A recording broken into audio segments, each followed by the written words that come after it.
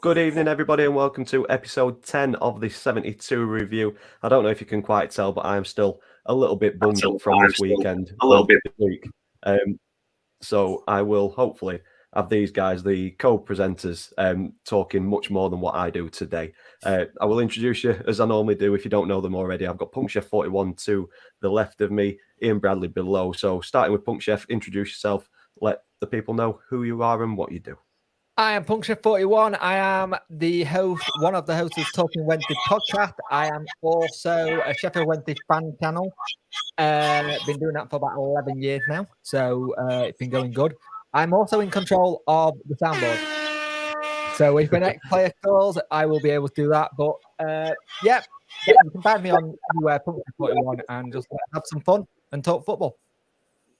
Lovely stuff. We've already got a comment in. As always, get your comments in and we'll try to go through as many as we can while the show is going through. We've got Lizzie. Hello, boys. Hello, Lizzie. I'm Lizzie, sure you'll get... Hope you enjoyed Barcelona. Show you how it properly like. Yeah, definitely. I think you had your birthday weekend up in Carlisle, which we will get to later on in the show. But it's not the only birthday weekend. Punk Chef 41. Happy birthday to you today, mate. Happy birthday, Jakey. Thank you very much. We've got Ainsley Cooper. He had a bit of a rant on Instagram last night. I think we were talking about this before we came on live. We're doing all right, mate. Thank you. I'm hoping you're doing better after that rant yesterday.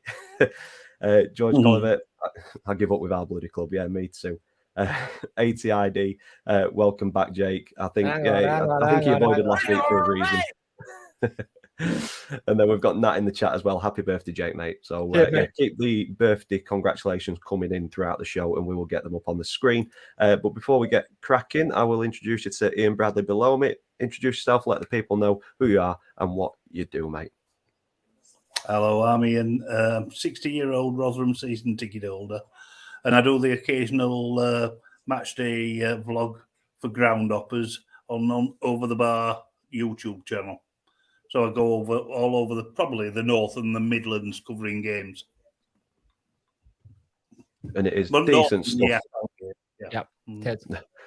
Links to Jake and Ian's channels are in the description down below as always. ATID, happy birthday, Jake lad. Lizzie as well. Very hungover. A bit of a contrast Barca to Brunton Park. Yeah. I'm feeling a little hungover as well because although I had a cold, I also went out on a day session yesterday, so feeling a little bit worse for wear. He medicate himself by using alcohol and regretted it the very next morning. I won't go regret. It was more, possibly regret. I'd do it all over again. And George Colliver, Brunton is better than Barca, of course. Keep your comments coming in as we go through. A quick running order. We're going to try and do something a little bit different so that if you're at the start of the video and you want to drop out and come back in, you can kind of guess where we're going to be. We're going to go with Rotherham against Huddersfield to begin. Burnley, Swansea, Sheffield United, Blackpool, Reading, West Brom, MK Dons, Plymouth, Accrington, Derby, Exeter, Oxford, Cambridge and Sheffield Wednesday, and then we move to League Two where it's Carlisle against Doncaster, Stockport against Grimsby, Harrogate against Hartlepool, and then we finish with Rochdale against Barrow. So that's the running order that we're going to try and stick to. Might happen, it might not. So if you want to dip out and come back in, you're more than welcome. But just bring anybody along. It's more like guidelines and stuff because we can make our own guidelines and can break them at the same time. Exactly. Yeah.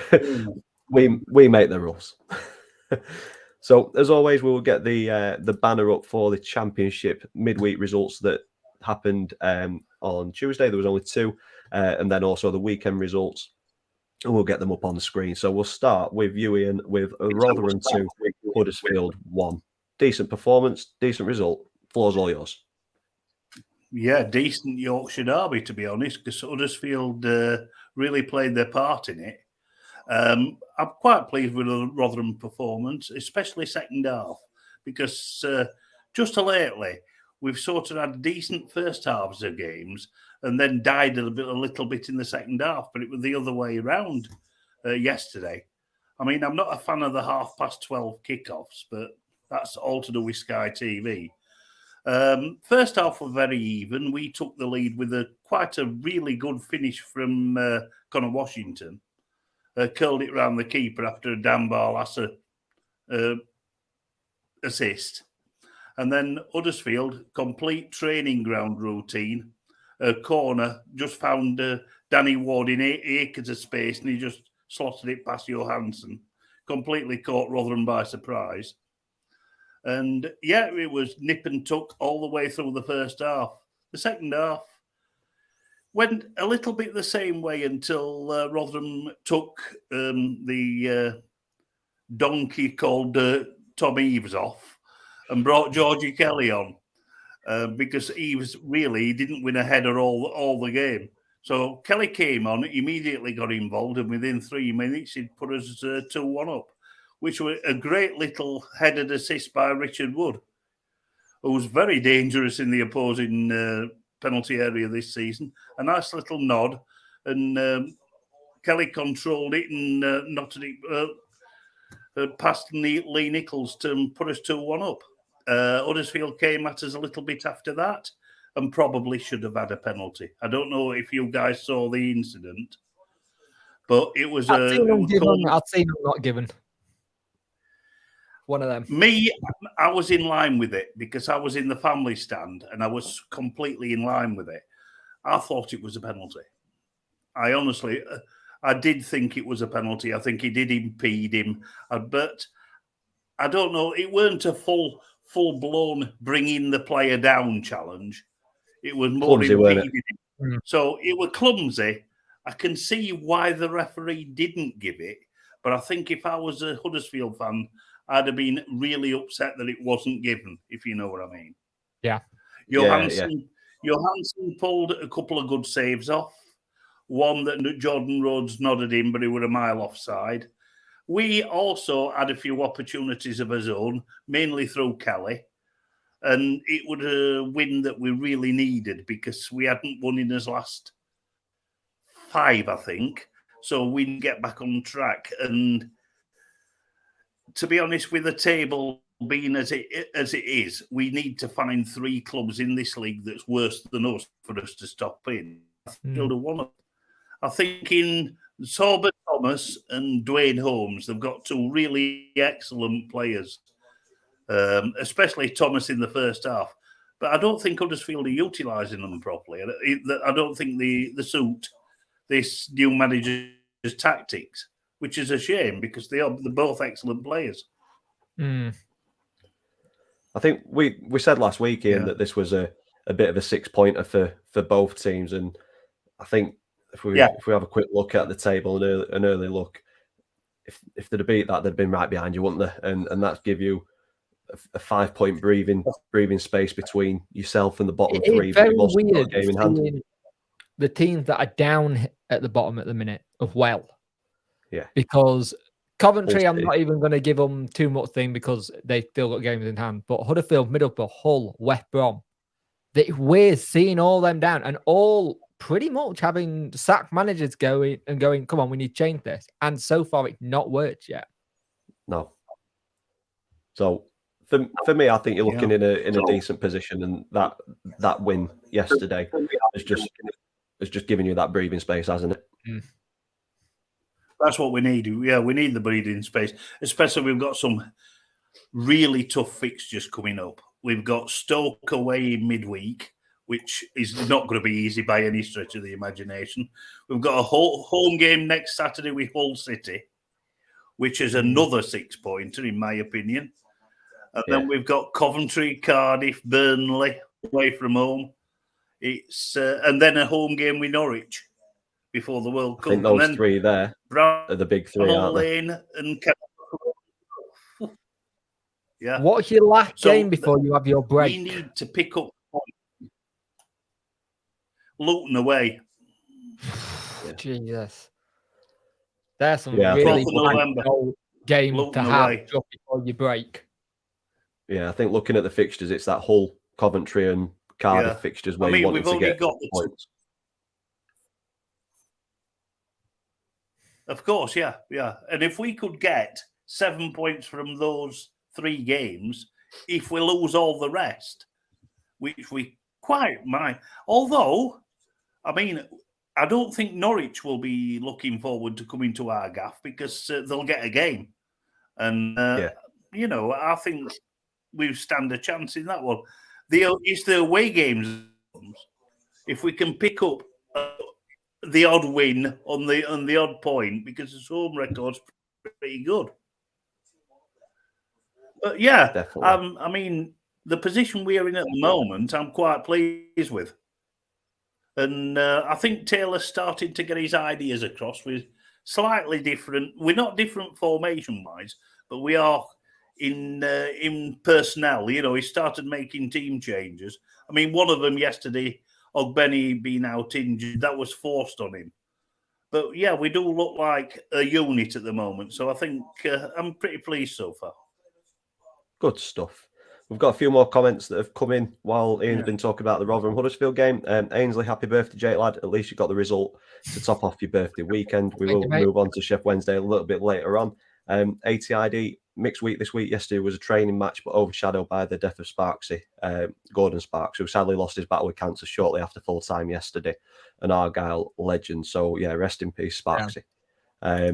Never nice seeing people go who are close to any club, really, especially the clubs that you support. Jonathan as well. Happy birthday, Jake. Improvement from the shambles against Bristol Rovers midweek, but Plymouth were very clinical, as was superb on to Wickham on Saturday. And then Jonathan as well. Hope you keep up the form, ATID. Fingers crossed for you. And thank you, John. Much appreciated, mate. And Ainsley. So moving on to the next game, we were going to go with Burnley against Swansea. Jake, if you want to take this one, Burnley absolutely rampant in this one and moved top with a big win against a poor looking Swansea on the day. Right, Burnley just don't play fair. And again, this is the situation I hate when Premier League teams come down to the Championship and not be able to be in the financial fair play situation. You've got the parachute money. They've recruited so well. Now, we're all expecting how different were they going to be under Vincent Kompany. Well, it was going to be drastically different to what we're used to with Burnley. And it's actually nice seeing the Burnley team play football, because I think we all forgot they could actually play football apart from 4-1 and then defend. And the thing is, they didn't have many shots on target. They were just clinical with them. And Swansea are a weird team where one week they'll batter a team and you think, right, they're ready to go. And then the next week, they just fall off a cliff. And I don't know what's going on there, because Swansea got enough in there to make a proper little push. And I don't think they've got the consistency. Burnley are playing some really good football at the minute. Yeah, they had a period of about 4 or 5 weeks where I think they just went on a winning run, which kind of catapulted them into the mix. But I think, was that just a flash in the pan, and are they going to start to be a bit inconsistent again, or is it just that Burnley are too good?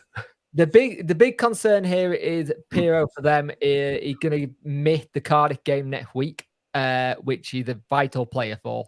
Yeah. And Burnley, when they play football now, they look interesting. And this is a Burnley team where Twine can't get in the team.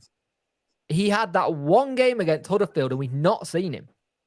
And when Twine went, we were all on this panel going, he's gonna make a world of difference, he's gonna look good, and all that kind of stuff. And it just didn't happen, did it? No, it hasn't at the minute. And I don't know why. If you've got a winning team, you don't change it, regardless of personnel.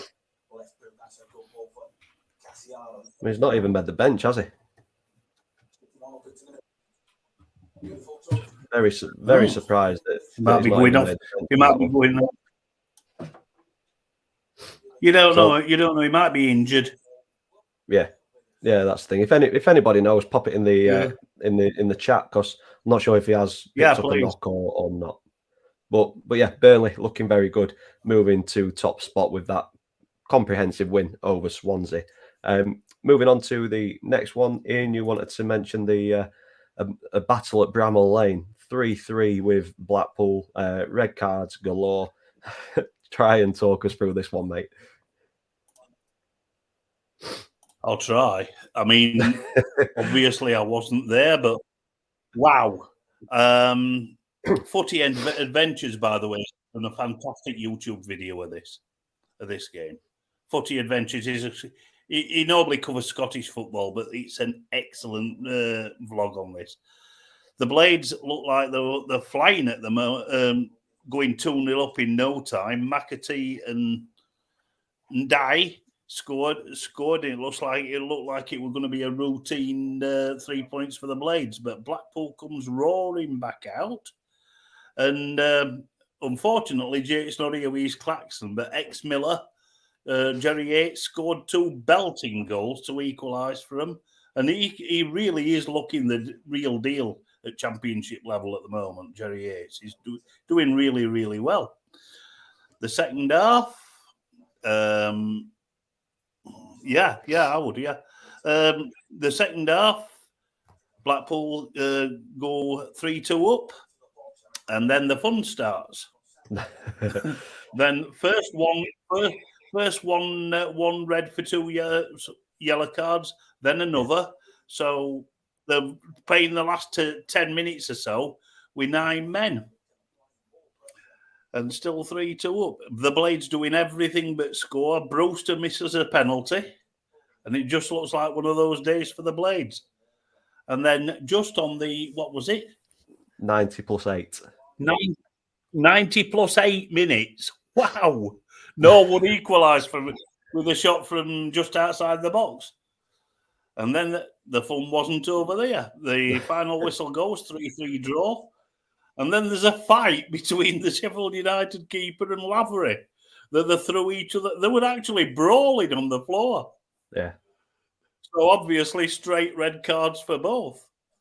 And now I don't know what Sheffield United's number 2 keeper's like, but they're going to be without Fotheringham for what's a 3-game ban, isn't it?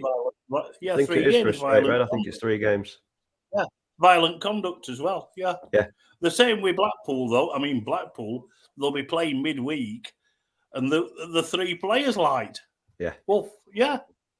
So God knows what they're going to do with their team selection. So, I mean, I can remember a game at Bramall Lane, probably 10, 15 years ago, called the Battle of Bramall Lane, and something similar happened when they played West Brom. There were red cards all over the place and whatnot. It was, the Battle of Bramall Lane Mark II. There you go. If you want to go and see absolute brawling at the football, Bramall Lane is the place to go. But a decent enough advert for Championship football. Passion in abundance on this one, I think. Yeah. As well as Footy Adventures, we will mention Lee Charles TV as well. Very good content creator. Yeah. Been on his channel a few times. I think he did a vlog of this. But obviously, I've been out and about, so I've not kept up with my YouTube channels this weekend. To round the Championship off, we will go to Reading against West Brom. And for me, this one was a bit of a surprise. West Brom, managerless and only 1 win this season so far. So I expected Reading doing fairly well in the league. Would have been able to put West Brom to the sword, but it just didn't happen on the day. And Matt Phillips and Garda Hickman both scoring to secure the second 3 points of the season for West Brom.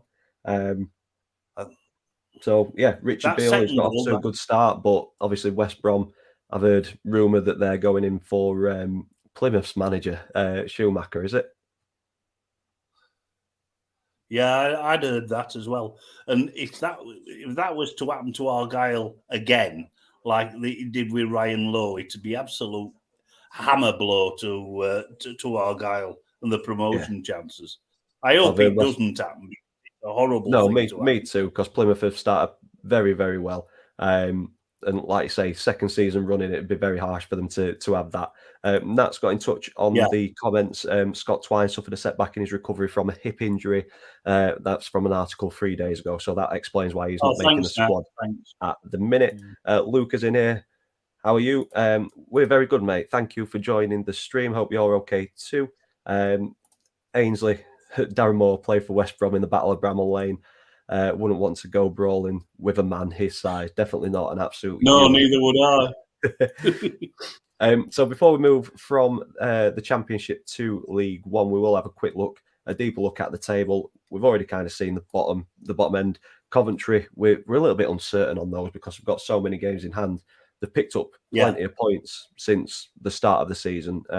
But yeah, I'm leaving them out of my kind of worry pile at the minute. Huddersfield, Borough, Hull, West Brom, all concerns for them at the minute this season. And then Blackpool, Cardiff, Bristol City with Rotherham in 16th. Wigan starting the season pretty well in 15th with Preston and Stoke making up the bottom half. And then we're moving to the top half. We've got Birmingham in 12th, Millwall, Watford, Sunderland and Swansea and Luton. And then we go into the playoffs with Reading, Blackburn, QPR and Norwich, with Sheffield United getting knocked off a top spot this weekend by that 4-0 win for Burnley. Table definitely taking shape, wouldn't you say, Ian? I would, yeah.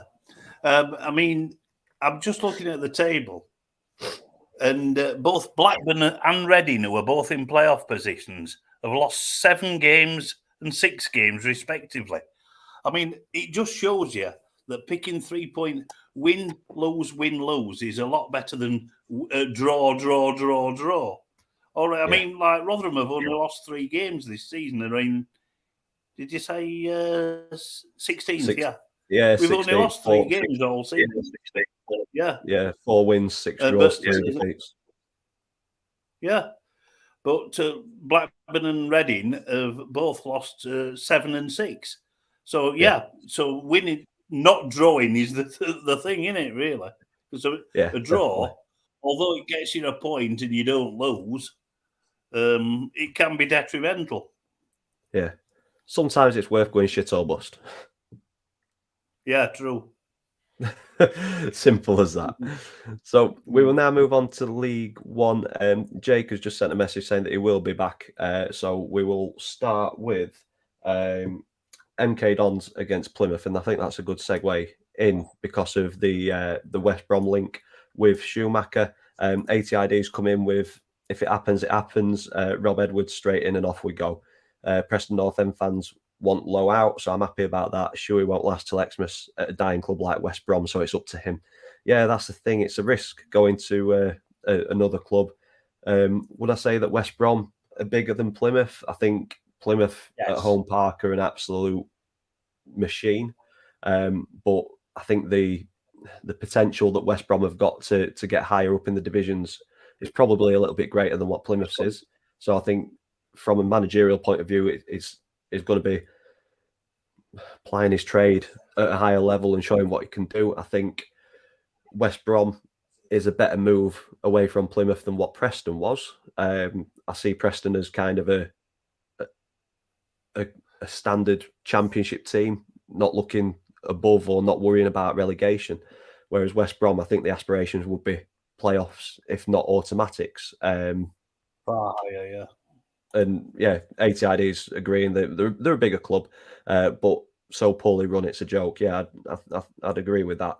You can be the biggest club in the world, but if you're not run correctly, it's a risk to move there. And I think you said it before, Ian, before we became live, that West Brom are about as trigger happy as what Watford are sometimes, and it surprises that it took this long for Steve Bruce to get fired, really, after a poor start. Yeah, I don't think he'll get a long contract at West Brom, and if he does, he really has hit the jackpot. I mean, like Matt Taylor came in at Rotherham and immediately on a 4-year contract because it's seen as a long-term project. Yeah. If Schumacher gets a 4-year contract at West Brom, he's actually won the lottery because he'll probably be sacked as soon as Albion lose 2 games. So yeah, they are very trigger happy at the Hawthorns. As far as managers are concerned. Professionally, it'd be better staying at Argyle. Yeah, I think there's more chance of getting a promotion on his CV this season at Plymouth than West Brom. Steve Watts are in the chat. It would be catastrophic and it would hurt a lot more than losing Low, but I really cannot see him leaving. Let's not forget, he's not even won a promotion as manager. It's a risk for West Brom. Yeah, it is, definitely. Yeah. I think he's performing superbly at Plymouth and probably deserves an opportunity. But at the same time, it'd be nice to see managers see things through that they've started. I think he's started something a little bit special at Plymouth. They're looking superb, aren't they? And in this one, MK Dons currently going through a bit of a rebuild after losing key players from last season. And it's just taking a little bit a little bit more time than they were hoping. And yeah, Nat's echoing what we're saying. He's building something good at Plymouth. That is clear for everyone in the EFL to see. And when you're building something as good as what you're building at Plymouth, you start getting people sniffing around you, don't you? Yeah, of course. I mean, it's a compliment to the job he's doing at Plymouth. Yeah. It's a definite compliment. But yeah, if he's just thinking about money, he probably will go. But I've got a sneaking feeling that he might swerve this one and stay at Argyle. I hope so, anyway. Yeah, me too. But on to the MK Dons Plymouth game this weekend. Niall Ennis, if Jake comes back in time, he can whack the he can whack the klaxon, because that's an ex-Rovers player scoring. But yeah, just clinical football once again from Plymouth, looking superb. Finn Azaz is a bit of a cheat code for League One. In all fairness, a superb player at this level. Will Grigg getting a goal 50 minutes in, but it was nothing but a consolation really in this one. But yeah, I don't think there's any more words that we can say about Plymouth this season other than that they're building something very special. And I for one think that this is one of the seasons where they will have the staying power and potentially won't tail off like they have done in previous seasons. Would you agree with that, Ian? I would agree with that. I mean, though, there is always that danger of them imploding like they did last season. But I don't know. Under Schumacher, I think they're a better side. I think they've still got the nucleus of the side that they had last season, but I think they've added a bit of steel to it, and I think they're a bit more robust. As for Don, the MKs, I mean, yeah, they are going through a rebuilding process, and they did lose some vital players. I mean, any team that's going to lose Twine and Darling, who were two of the standout performers last season, they're going to find it's going to be hard to adjust. But they are really, really on thin ice at the moment. The form is appalling. I don't think the fans are particularly happy. And I think Liam Manning's got to look at himself and think, how many more defeats can I stay? Yeah. How many defeats am I going to take before my job's in danger? Yeah. They're looking good at the moment. They're you last season. That's not good because we beat them twice last season as well. Yeah. So apologies to that, lads. People came knocking on the door and family dropping things off, and it's your birthday, mate. We'll let you off. Yeah. They don't ATID's coming with. He needs the backing though. Too many loans. Our owners already said can't afford the championship, so that's also a factor. Sadly, we need the investment, but Shuey has moved his family down to Plymouth. So yeah, it's a big call to move away. The problem is, if he's moved his family down there, fair enough. But Plymouth, isn't it? And that's no disrespect to Plymouth as a club. But when clubs come knocking, it's hard to turn down when there's so much things that are a bit more on your doorstep. Yeah. And you can go do things. And you're thinking family life, you're thinking all the other things that you normally go through. And I don't... This is where I'm conflicted. As a football fan, I don't want it to happen to you again because I think that's cruel. I don't think it's fair on the fans. As a Wednesday fan, I'm like, off you start, go, see ya, bye. That helps us. But it all depends on how much money did they get with Lowe. Because if they offer more than Lowe, they're going to be like, well, we can put that into another transfer kitty for next season. Yeah. And for a club like Plymouth, if they go up to the championship, it'll be huge. But they do have that ability. Either they do drop off. And I think we're all just waiting to see if they're going to have that drop off again.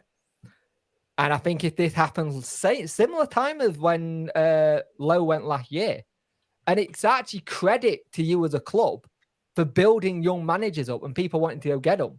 The problem is you now need to learn how to keep them. Donny's done this in the past, where they've built good young managers up and then said, there you go, you can go. There you go, you can go. And they've not managed to keep it. That's a shout, to be fair, Jake.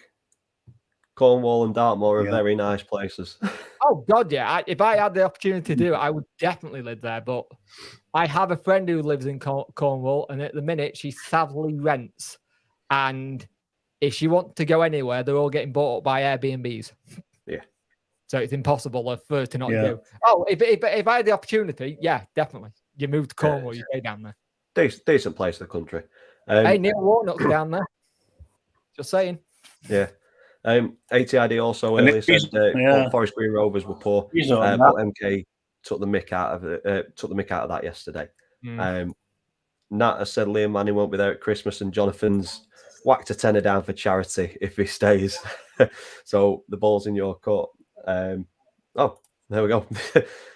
Can't see it personally, but we will wait and see. So potentially £10 is going to charity from one of those two guys, depending if Manning's still at MK on at Christmas or not. Good shout, Donny manager though.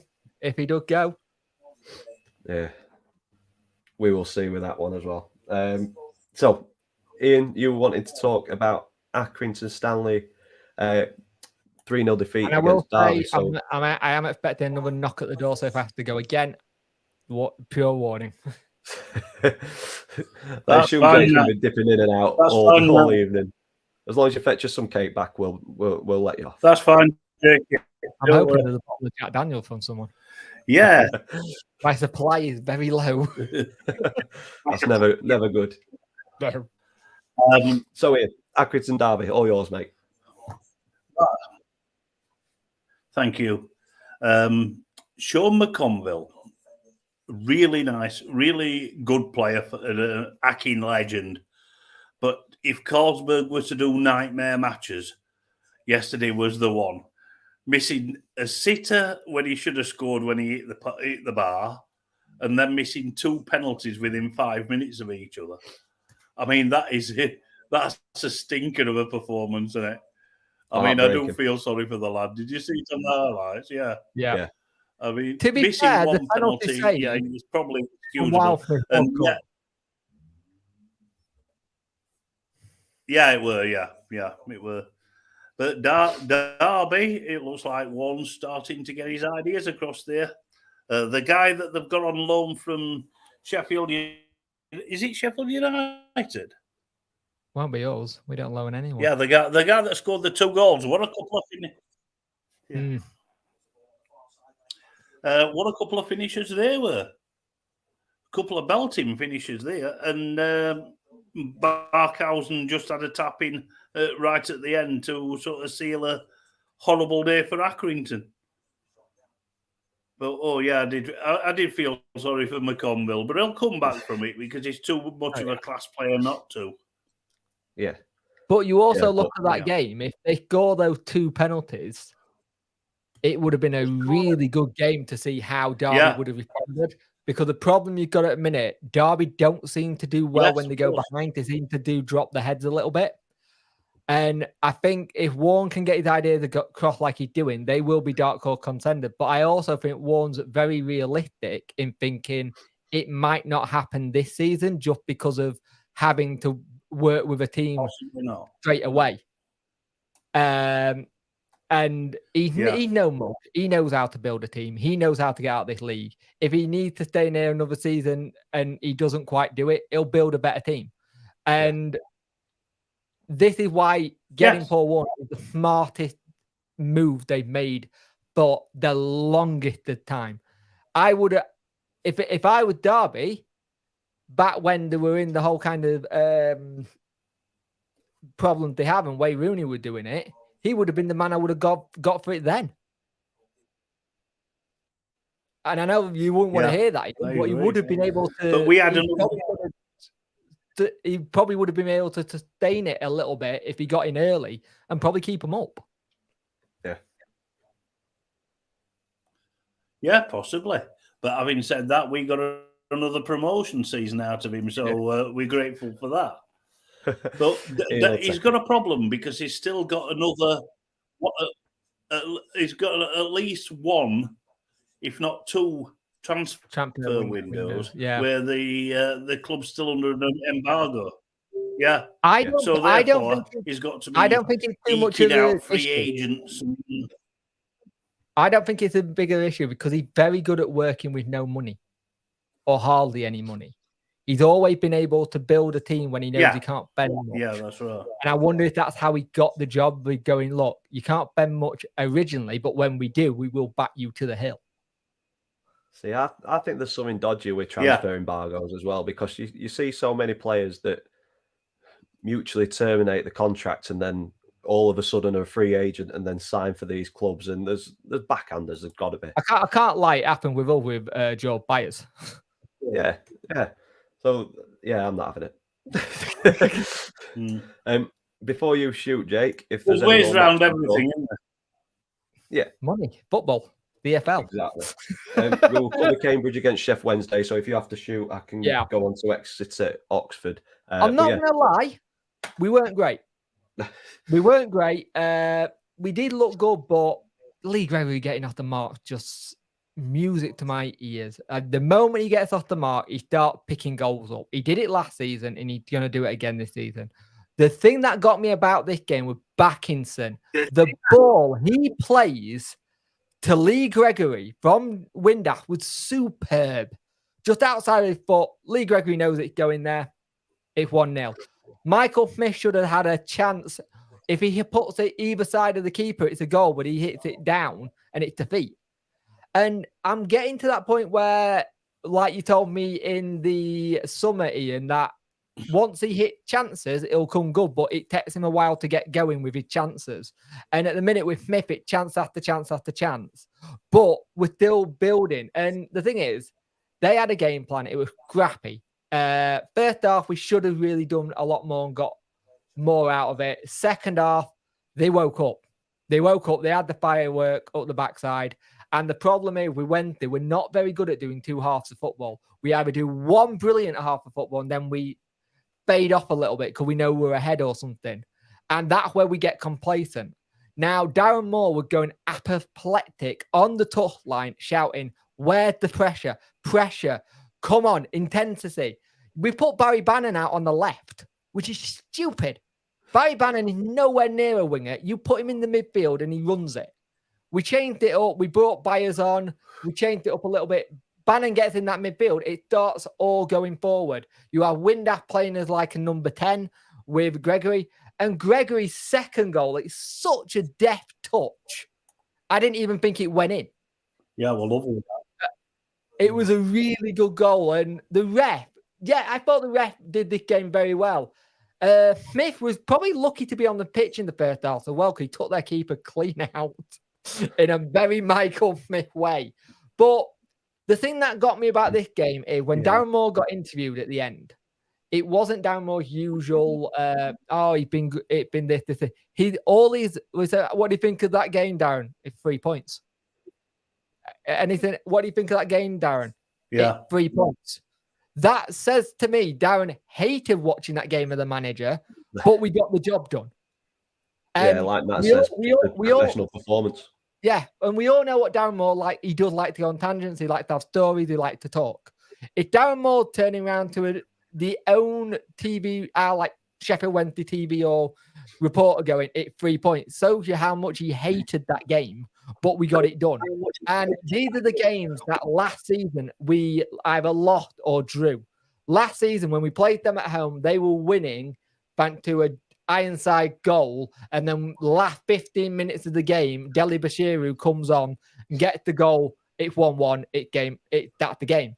We are learning to win ugly, and if we can win ugly, we go up. Personally, because that's how teams do, and it's very, very tight at the minute. You like to take Bannon off when you. It might have happened last week, but hang on. Where is it? Hang on.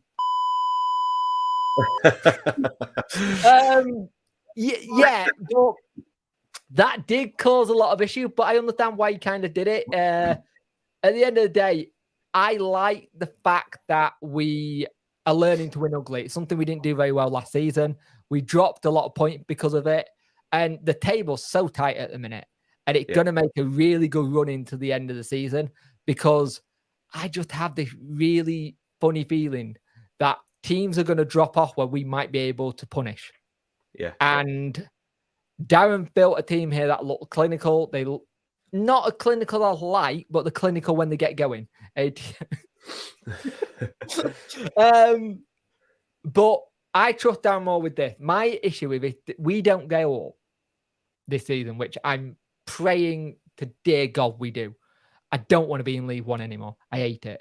Sorry if you've been in League One for ages, but I hate it. It's horrible. It's like when you've had like a really nice piece of food and then you get given a McDonald's. You want to go back to that nice piece of food, which is the Championship. If you don't go up, I'm worried that Chancery might go, right, I've backed you. Why are we not up? And you've had numerous seasons now. It needs to be. I think that would be the wrong call.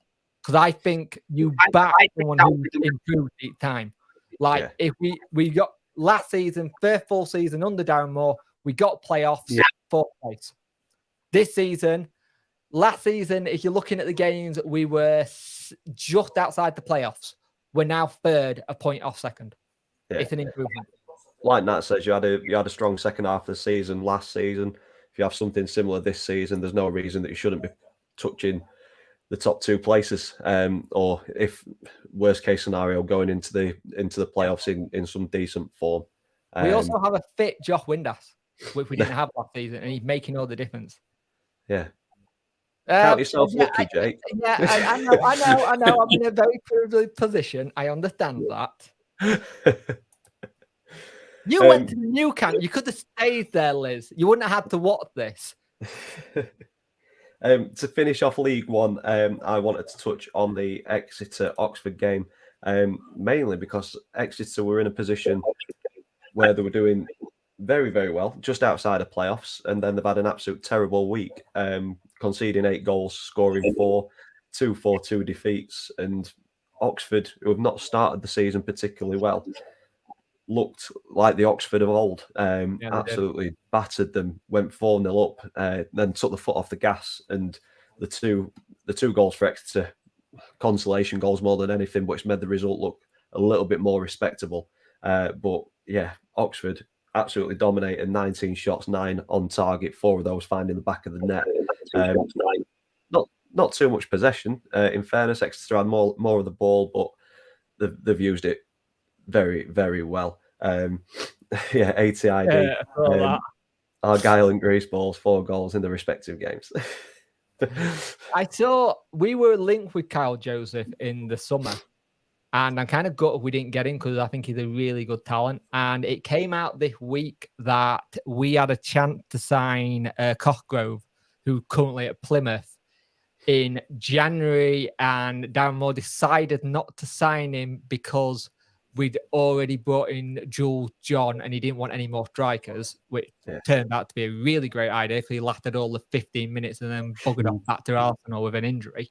And then we had another chance this summer to sign Cockgrove.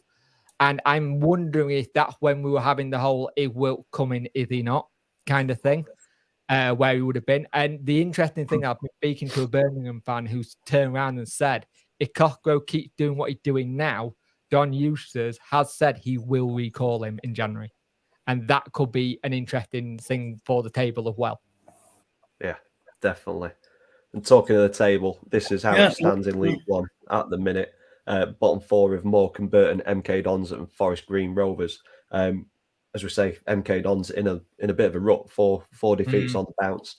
It's looking tough for them. They have got a game in hand which win that, and they're upper place and right behind Cheltenham. The win for Oxford against Exeter has catapulted them out of the bottom 4. I think for the first time in quite a while. I believe they've been down there for some time. Moving towards the top end of the table, Nat said, "Don't mention playoffs." I'm sorry. It's a dirty word now. It's all right. We're going to watch the Sunderland Till I Die thing again, and we're in that. Jesus. So yeah, Plymouth last 5 wins, absolute unreal, and you can see why teams are sniffing around the gaffer. Ipswich trying to keep in touch at the minute. Same as last season though, Dan. It's in the same position they were last season. Yeah, running away with it, but yeah, we will see.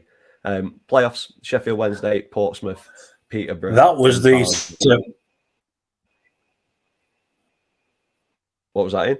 Gone in. That was the surprise result, the coup and buster of the weekend in League One. Ipswich getting beaten at home by Lincoln.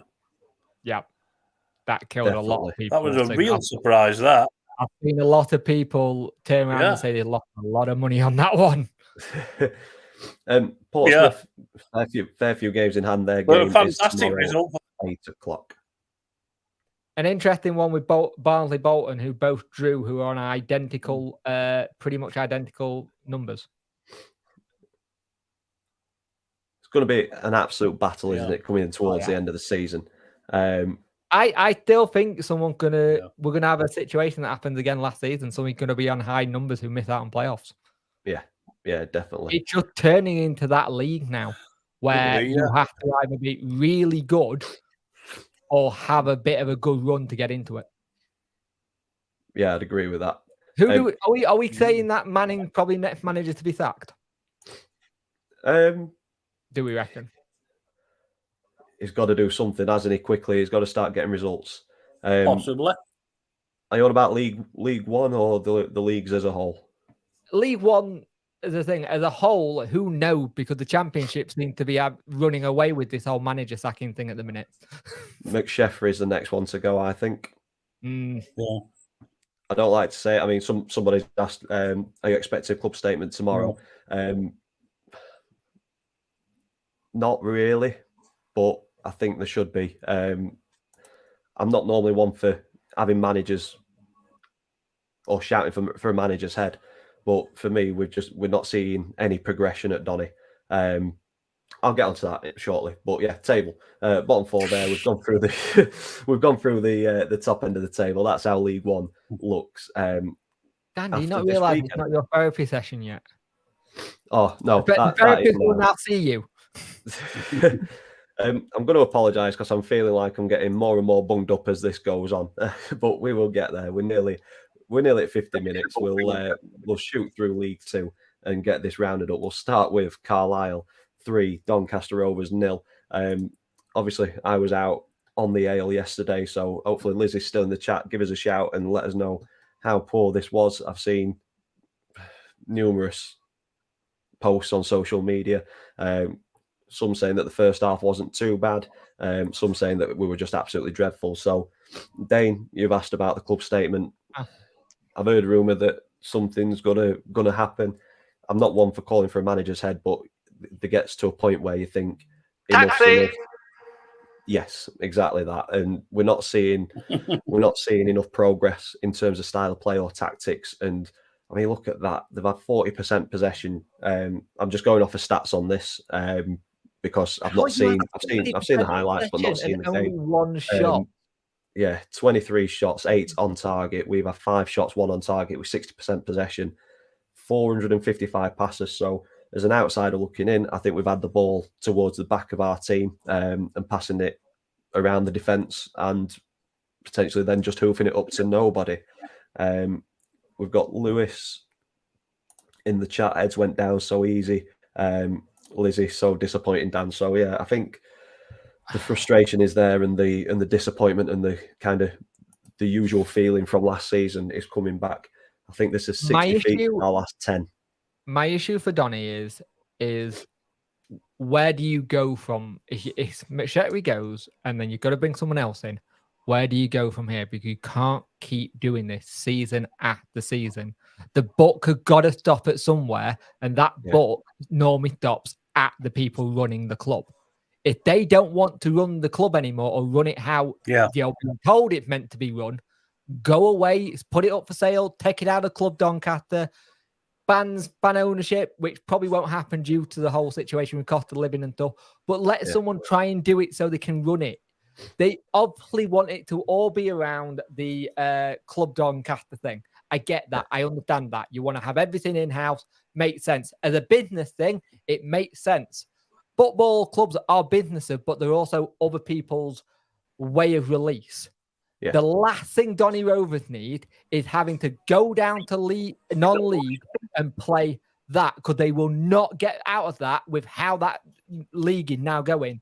And this comes back to Ainsley thing that he'd been posting all over Instagram last night.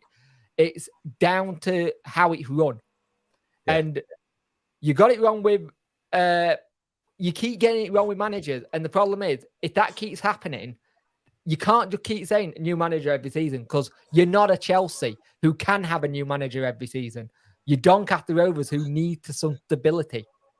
I think if we were seeing performances though, and improved, sorry for the rant, I know this is your decisions, then I think a lot of fans would be a bit more forgiving. I think it's just that we can see it as fans that we're setting up incorrectly. It's changing, it's subbing 3 players on at half time far too often, and that to me shows that they come out and say that they're doing the research on clubs midweek and they're setting up out to. I think the problem is that we're trying to set up not to lose games and nullify any opponent's strengths, but we yet to play to his own strengths. And I think if we actually went out and attacked teams and played football like we've seen us play in little stints, we'd beat most teams in League Two. We've got a squad with potential. It just seems like McSheffrey's got the shackles on and he's not wanting to let them go. And I think a more experienced manager might let them be a bit more expressive and who knows. I think it just feels like he's had enough time to do something and he's not quite got it right. And it's sad because I want to see any manager succeed at Doncaster, but it's just not working. And like I say, I think if we were seeing performances but results weren't happening, you can legislate for that. But at the minute, we're not getting results and we're not getting performances either. So I think it is time to go, unfortunately. But yeah, 3-0 to Carlisle. Disappointing weekend, but I was out on the beer, so I wasn't too fussed. Yeah, you still thought Phil's. Try again. You still full time at 5 p.m. and like, right? Can I have 5 more beer, please? Pretty much. A couple of comments have come in while we were going on that rant. Yeah. Let's have a look. Ainsley, simple as that. Get David Blunt out of our club. The man is poison. So he thinks it's up to the hierarchy of the club. Apologies. When I originally read that, I was like, why is he was an MP. Why is he running the club? No wonder. Lizzie, if we sack McSheffrey, we'll just give it to Steve Eyre. Will that make a difference? No, I don't think it will, because he's part of the coaching setup at the minute. So he's got to be having some input in the way that we're playing. So I think we need somebody completely outside of the club to come in, new ideas, fresh approach, and see where it goes. I think there's still time to save this season. The more I see with what's going with Donny, the more I see Darren Moore saw the writing on the wall that I'm out to you. Yeah, definitely. Steve Watson, I don't think Argyle will drop out of the top. Yeah, you're probably right. Argyle will go one better, manager permitting. So he thinks if Shuey stays, if he stays, you probably will. It's just I worry about clubs coming and get players back. The thing is, we're all going on what we've seen over the last couple of seasons from Plymouth. I'm hoping for you guys that you don't have that this season. What we've seen over the last couple of seasons, you have a drop, and it's normally a mammoth drop. And that's where you need to improve this season. And hopefully, I hope for your sake, you don't. Because you are looking scary as a club this season. Definitely. Just a quick one before we move on and round up for tonight. Thoughts on the EFL considering to lift the TV blackout on the 3 p.m. games? For me personally, I think it's the wrong way forward. I think it'll have an impact on attendances. I've got two. I'm in two minds about it, because the podcast that I do, Talking Wednesday, we discussed this, and we kind of gone the people who will go to games whatever the weather, right? People will go to games whatever the weather, because it's in the DNA of what happens. If you have it where a game's sold out and then you can sell right to watch it, you'll make more money. It's how they do it going forward, because we as a country in England, we're so behind. There's so many other people who have their own TV rights so they can do it themselves. You give those TV rights to the club, not as a EFL board member, as that. You let the clubs do it instead of it being the government body. I think that would be a better way to do it, because then the clubs have got to do it, not the actual government body. And then that money goes straight back into the club. Because I already do it for like all the international games. And I think during lockdown, we saw how out of touch the EFL was with how all the games were having to be streamed and stuff. And the problem is, going forward, it will affect the attendance, which You can't say it won't. But if you know the certain games that are going to affect attention, you could up the price. You could have it as a category or a category A game, a category B game, or whatever, and do it that way. The problem is lower league clubs are the ones who are going to feel it the most because they need the income. And the biggest thing with this is the people who have probably brought this into the talking point is the Wrexham owners, because they wanted to do their own TV packages and they weren't allowed because of the whole situation. Now, you're seeing two people who know what the media side is and how that works. And I think if you get them on board to help consult them, people who know the industry, and do it so everyone's equal, it works. But if you let the FL do it on their own, it'll fail. Yeah, it won't be equal. What are your thoughts, Ian, before we move on to your game of Stockport against Grimsby? 3 p.m. blackout, potentially getting lifted. What's your thoughts on it? It's a double-edged sword, really. It's a double-edged sword, really. I think it would affect people, clubs higher up the pyramid, like the top end League One, the Championship. To be honest with you, the football, even in League Two, is very well supported, and they've got really parties, fans that will go week in, week out. And I don't think that'd alter under these new regulations. I mean, I would say probably 60% of lower league fans are season ticket holders. Anyway, rather, and you can't beat a match day experience by. I mean, I had a full season of just watching iFollow. I hated every second of it. It's horrible. So I think if you're a football fan, I think you will go to games. I think Steve these are large agrees with you proportion with of the that, Ian. population of the country. Yeah, Steve Watts has agreed with you. He said I don't think it would make a difference to attendances. It's not the same watching on TV. Most people that go already know this. With sellouts, they need to lift the blackouts. Yeah, different for Rovers. I agree with Steve. It's that thing. If the big games, you can do a package or something. It's a hard one to judge because it's very much the tradition thing, and I think sometimes you can get bogged down with tradition without going forward. And we have seen that football does need to find a way going forward to a point to try and generate more money when there's issues. Yeah, and Nat agrees with you, Jake. Here, it's the question of it depends who profits from it. I don't want anything to do with it if it's going straight into the FL back pocket. They can get stuffed. Yeah, it needs to go to the clubs. Yeah. So that's our thoughts on the 3 p.m. blackout. Ian, Stockport against Grimsby. We're hurtling towards the hour mark, and we've still got 3 games to go through. So, what's your thoughts on this one? Well, to be quite honest, I mean, there's no scarier team away from home than Grimsby Town at the moment. They've got a fantastic away record. And another fantastic win and a well-deserved win. A Stockport side who look a decent side on paper, and I still think Challoner will turn it round there. But the form is pretty damn poor, and they look really poor defensively as well. And Harry Clifton's in a rich vein of scoring form. I think it's his 5th in 6 games, something like that. And they just look to be too much, far too solid. Who at the moment, like I said, underperform. But you've got that off to Paul Hurst, because if he can get Grimsby's home form matching their away form, they're a threat to anybody in League Two. Yeah, I'd agree with that. They're looking superb away from also home. Claxton for us because Alex Hunt got on 95th. And he's won. I'm absolutely gutted that never got a run in the first team because he's such a good player. But I understand why he did leave, because he needed first team football. He's such a technician.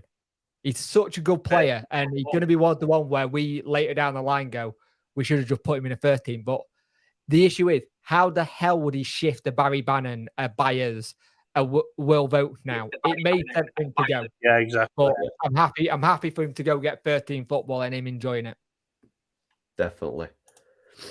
Before we move on a little bit the same. Sorry. Go on, Ian. Sorry.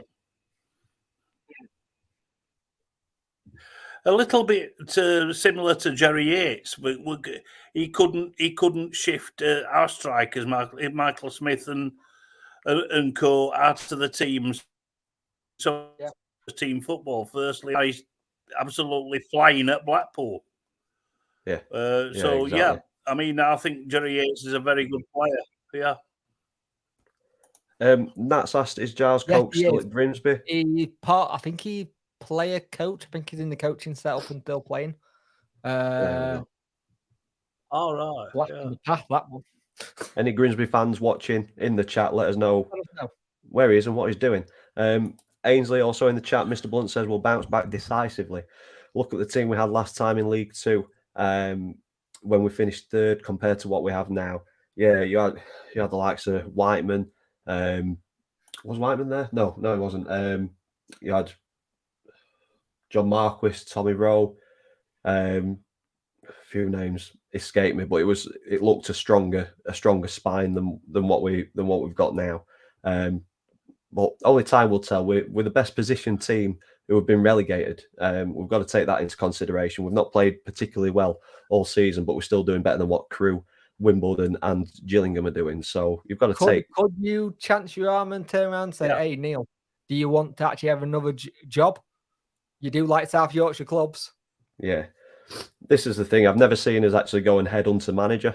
We've always taken somebody who's out of work. So that does make it a bit more difficult on who's going to replace McSheffrey. That's if McSheffrey does go. But I think it's treading a fine wire at the minute. So on to Harrogate against Hartlepool. Josh O'Meara looking superb at the minute. Nat is heading off. Take care, everyone. Thank you for joining. We are wrapping up shortly. But yeah, Harrogate, we were worried about them. Are we still worried after a decent 2-1 win? I know Hartlepool aren't all that in the league, but it's a good 3 points for Harrogate, isn't it?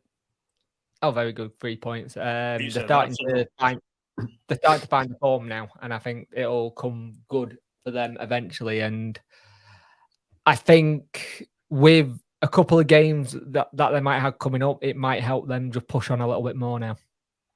I mean, that has pulled them a little bit away from the bottom two. There's that run of teams. I can't see Crawley or Colchester picking up many points in the next couple of weeks. So I can see Harrogate getting above Gillingham and very quickly. No, I can't. Yeah, you've been to see them play, haven't you, Ian? Yeah. And you weren't impressed at all. Well, I saw them play early season at Crewe, and I weren't impressed at all. But this result is absolutely vital. And it looks like Muldoon has started to score again. He scored a boatload last season. And it looks like it was a fairly even game, fairly decent game by the sounds of it. And they were on the right end of the result for a change, but they really, really needed that. Yeah, plenty of shots, plenty of attempts. Yeah, it pulls them a little bit clear. Yeah, it was like an entertaining game. So let's see what happens. I think Simon Weaver's in danger of losing his job because he's been there 15 years. So I think, regardless of what happened, it's still being charged there. But yeah, it was a fantastic result for them. Yeah, you mentioned Weaver being there for 13 and a half years. I've got down here that win helped them avoid equaling the longest winless run under his 13 and a half year reign at the club. So yeah, an important result on a couple of fronts. Obviously getting the points and pulling them a little bit away from the bottom two, but also stopping that unwanted accolade of getting the longest winless run. And the final game that we're going to look at is another vital result down towards the bottom of the table. Rochdale beating Barrow 2-1, and Barrow's early start to the season where they were in the playoffs pushing. In fact, no, they're in the top three, keeping tabs of Leighton Orient at the time. Yeah, they were. They've dropped off dropped off somewhat. They're still yet to draw a game. But yeah, 4 defeats on the bounce has seen them slip down to 11th place. And I think this, although Barrow's run of form isn't great, Rochdale's isn't either. And this win will just go down towards the bottom of the table. Similarly to Harrogate, has just pulled them away from the bottom 2, out of the bottom 2, and a step closer to safety. And I think that's one of the results that people probably least expected this weekend. Yeah.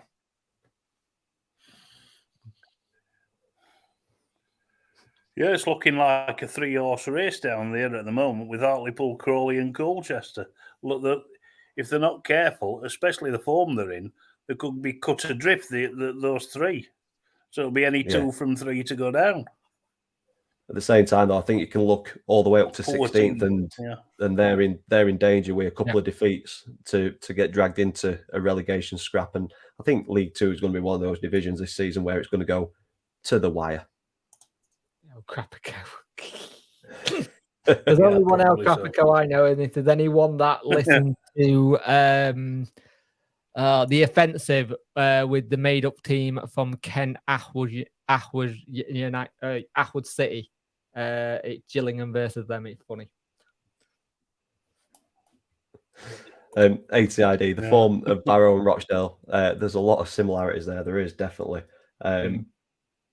To very poor. I mean, you look, they've started to get something going, Rochdale, but yeah, everybody can beat everybody in League 2. That's the fun of it, isn't it? So before we finish off, we will have a quick deeper look at the table.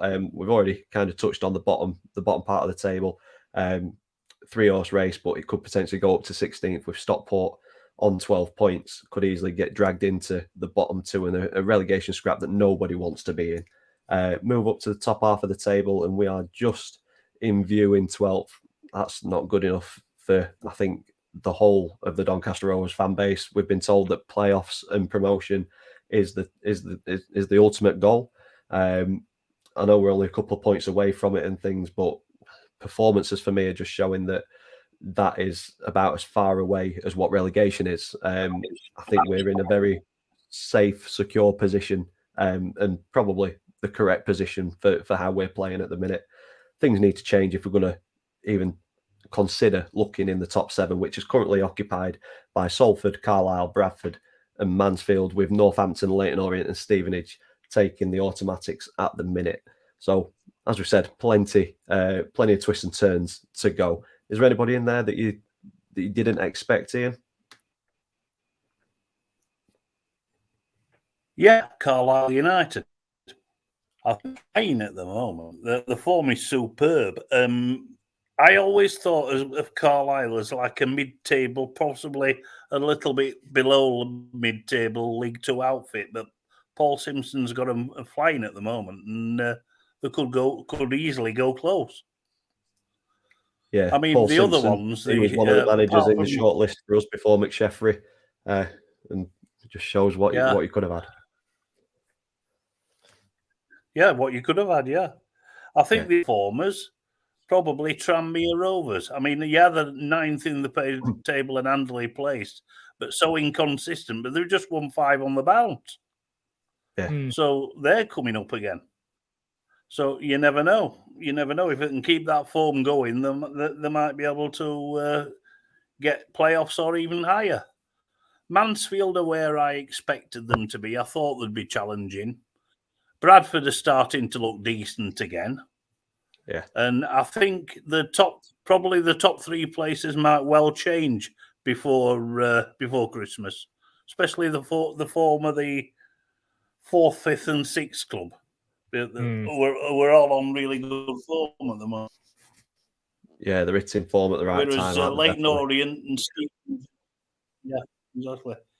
And Northampton, I mean, 2 defeats in the last 3. They're starting to look a little bit woolly at the moment. Yeah. What about you, Jake? Anybody who jumps out there who... Grimby are having a really little... Yeah, they've had a bit of a run where they've done, but coming up, they started to play some really good football. They're looking like they could... If they go on a run, they could make it. And that'll be good for them because they've been a club that's been down there for way too long. And with them coming up, it's time to see them rise a little bit. And I think you look at that Swindon Tranmere Grimsby, I don't think many people have had them in that position this season. No. So far. Yeah. No, I think I'd agree with that for sure. ATID says, cheers, lads. Have a good one. You too. Hope your week is decent. And we'll hopefully see you next Sunday. But yeah, hour and 10 gone. That rounds this week off. I've enjoyed it. We've talked EFL as always. We've got a lot of stuff off as a chest. Yes. And I want to put a special shout out to the Spur family at the minute. As everyone knows, Tommy Spur's little and Rio's having a really bad time at the minute, as well as Aaron Jameson's little and they both got little lads with cancer. It's awful. But Tommy Spur put something up an hour ago how they were needing to rush him to hospital and stuff, but he ended it with after a very difficult few days logistically, emotionally. However, we ended the week on a high. Rio went to his preschool on Thursday in his new uniform for the first time. I've never been proud of him. Tomorrow, Rio has his neck chemo, and we're praying he continues to smash it. So our thoughts are with Tommy and Aaron and their journeys at the minute. No parent deserves to go through that. And we just hope everything keeps going in the positive mindset and keep going forward. And if Dan can find it, we'll put it in the comment section and pin it to both the charities that they're raising money to try and keep their stuff going.